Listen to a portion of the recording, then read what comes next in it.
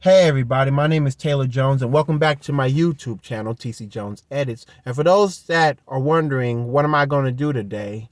Ever since I made my final episode of Cold Man's Winter, the season 3 finale.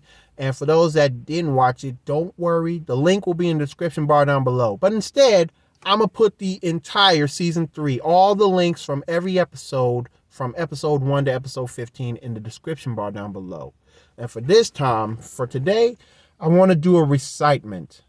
Yes, that's right. I'm going to recite Dave Chappelle's classic, one of his previous comedy stand-up, which is like more serious than funny, referring to his 2001 Redemption song.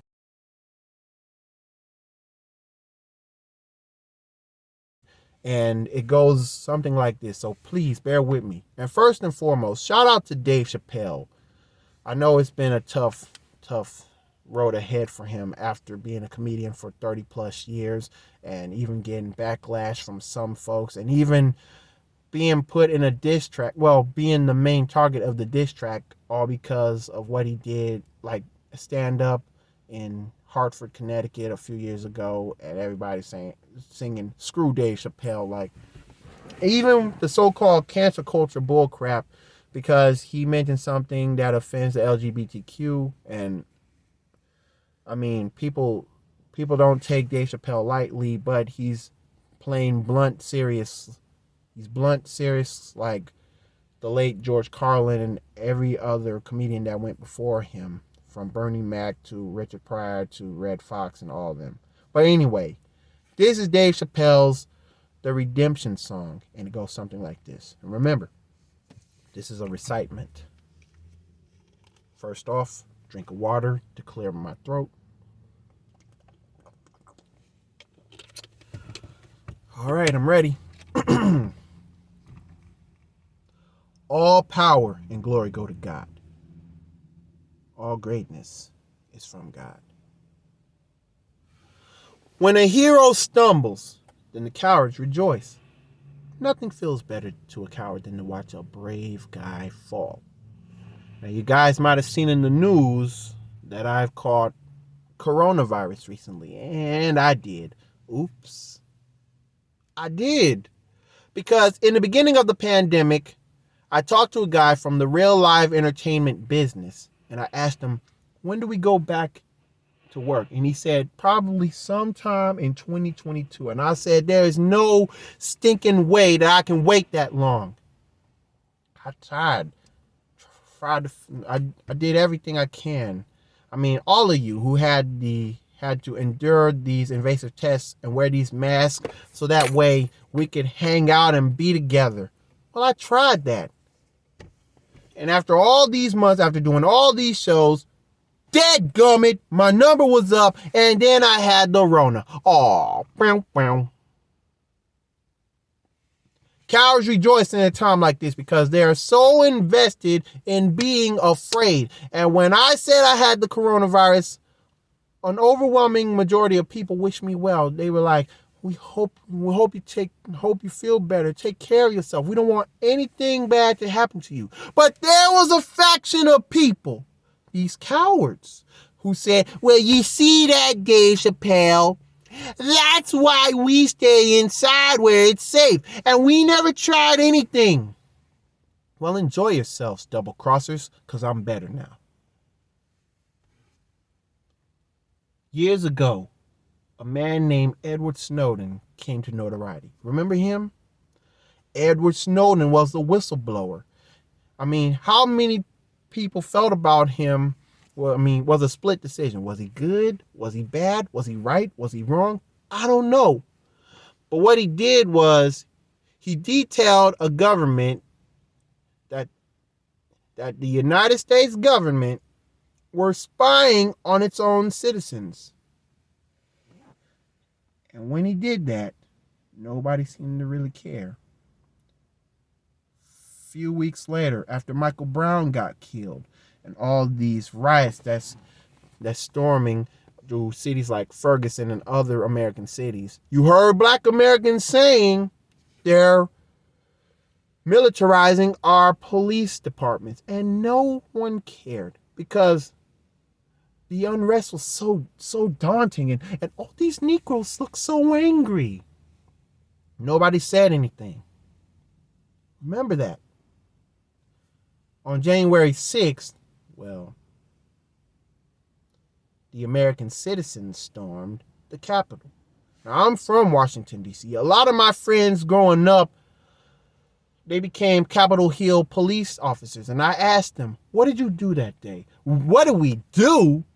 We were kicking crackers down the steps like double-crossing 300, Negro. Trying to save our country. Watch the tapes. Watch that crowd that told Colin Kaepernick that he couldn't kneel in a football game, during a football game, try to beat a police officer to death with an American flag. Look at that mess. Take that Negro lesson.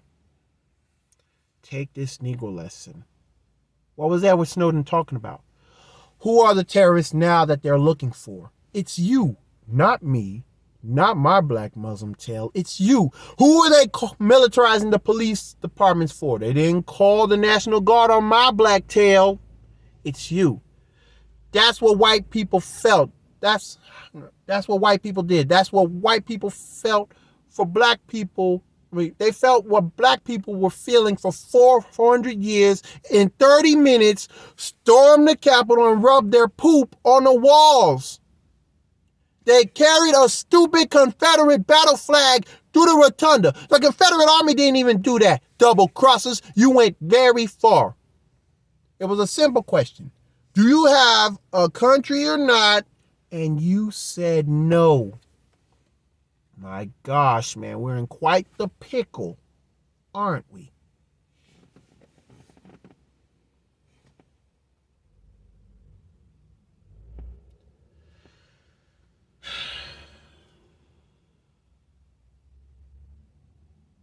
If you can solve a black American's problem, then this world wouldn't have no problems. You are all concerned about pronouns, this and that and whatever, but this is a very basic wrong. They kidnapped us. They brought us here. They treated us like garbage. And most of the time when they did that, they were afraid that we would do what you would do in the same situation. But did we storm the Capitol and rub our poop on the walls? No, of course not. Because if it worked, then we would have tried it. I know how to solve my problems. You need to know how to solve your problems. You need to know where your power lies. You are Americans, so your power lies within each other. Man, that is so deep. That is real deep. I want to say that again. I know how to solve my problems. You need to know how to solve your problems. You need to know where your power lies. You are Americans, so your power lies within each other. A few weeks ago, I put a special out. I called it Unforgiven. And I told people what my beef was with Comedy Central. I never talked about it. I demanded that the network pay me. Many of my peers and colleagues laughed at me and said that was because that was a ridiculous thing to demand. And they said, well, you signed the contract, so what are you even mad about? Here's the thing. I'm very good at minding my own business. And the trick to minding your own business is knowing what is your business.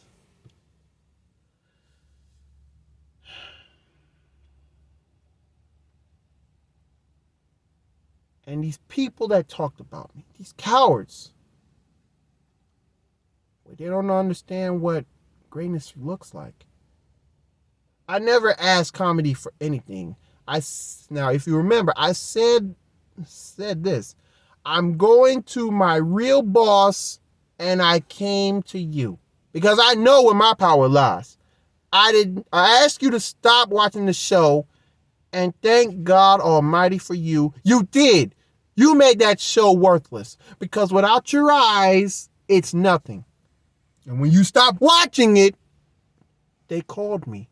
And I got my name back. And I got my license back. And I got my show back. And they paid me millions of dollars. Thank you very much. When I took 12 years off, you put me right back on top. I couldn't thank you enough. You guys kept me free. I did not have to do what so many of my colleagues had to do because of you. I had no idea what popsicles taste like. This is a very important moment.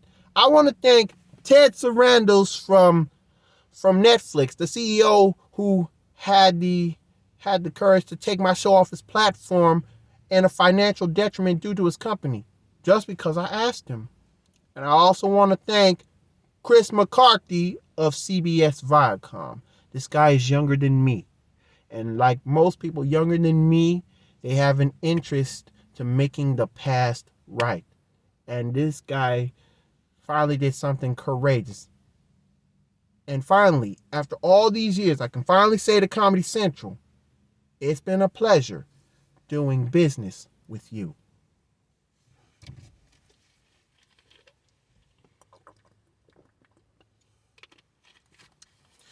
Cheers to you forever. I'm riding with you till the wheels fall off. Thank you very much and good night. And there you have it. My recitement of Dave Chappelle's serious but funny stand-up act, even though it was a short period of time. It wasn't an hour long. It wasn't even 15 minutes. But it was real. That was Dave Chappelle's redemption song. And if you like what you heard, all you got to do is like, comment, share, and subscribe to my YouTube channel. And there will be more in stores. And also, remember, for those that didn't watch Cold Man's Winter Season 3, and if you're thinking about binge watching the whole season based on topics and what I feel about it, all you got to do is remember to go in the description bar. All of the links for episode 1 through 15, the entire season 3 of Cold Man's Winter, will be in the description bar down below. And you'll be satisfied on how serious I'm trying to put my YouTube channel in its platform. Now, 25 subscriptions ain't enough. Not enough likes, not enough comments, but you can still adjust. You can join my crew. You can be my subscriber. But all I know is that with all that's going down, hardships, and also we continue to pray for Ukraine because it's getting out of hand. All I'm thinking about doing is continuing where I left off. Not to mention Cold Man's Winter Season 4 will be coming your way in this December. Because with a new season, new topics, new advice, but at the same time, keep it real. The same way I would discuss the issues. It takes more than the story. It takes more than the song. It takes me to tell you how I truly feel. And with all that being said, this is yours truly, Taylor Jones, signing out. And finally, shout out to Dave Chappelle, because this redemption song is timeless.